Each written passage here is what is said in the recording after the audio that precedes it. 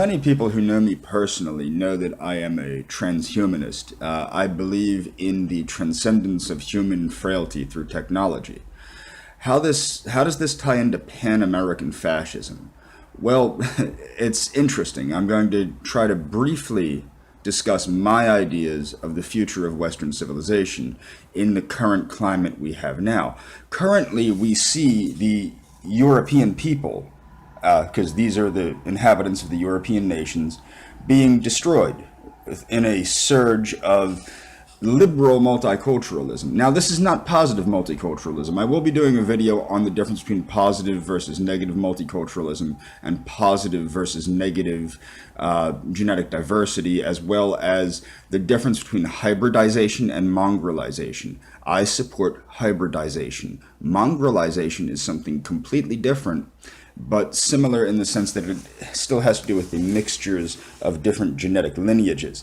Now, the future of Western civilization is literally, it could die at any moment, which is why we need an American imperium, a unification of the Latin American countries and the Anglo-American countries into a unified idea of cultural continuity where we are sharing ideas, sharing cultural values, and sharing genetic lineages, creating a new Pan-American race.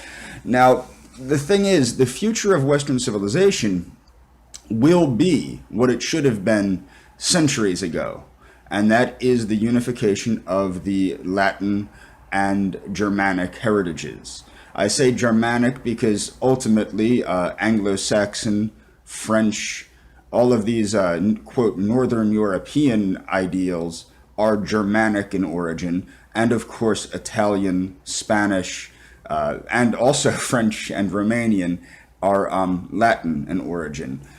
Some of these obviously share, there's Slavic and things of that nature in the Anglo-American world. However, there is a need to unify these things. Where does this come in with transhumanism? Well, the idea, America, the United States of America, is obviously, or has the potential to be the most technologically advanced nation on the face of the earth. However, this technological advancement is dependent upon certain ideals, which we have lost. The traditional ideals favoring education, favoring a strong family unit. These are values, these traditional values are ever present in the Latin American countries. We need an infusion of these traditional values, which are rich in Latin America, but have waned in North America, in the Anglosphere. Now, this can only be achieved through a unification.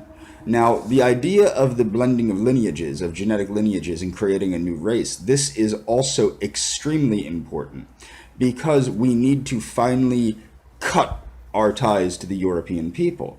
The white Americans, the Anglo-Americans, which are German and English and Polish, Russian, etc. This is where we came from, but this is not who we are. We cut ties with our European brothers and sisters centuries ago in many cases. It's high time that we start creating genuinely American values. The United States has a rich heritage of values that are delineated in the Declaration of Independence and the Bill of Rights. The Constitution is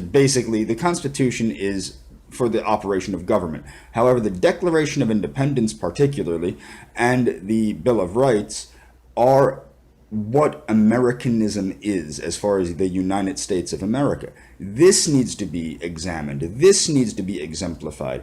We have different ideals than our European brothers and sisters. And we need to recognize this and implement a genuinely American policy in the United States, but also we must work together with our Latin American friends and create shared values. We have many shared values.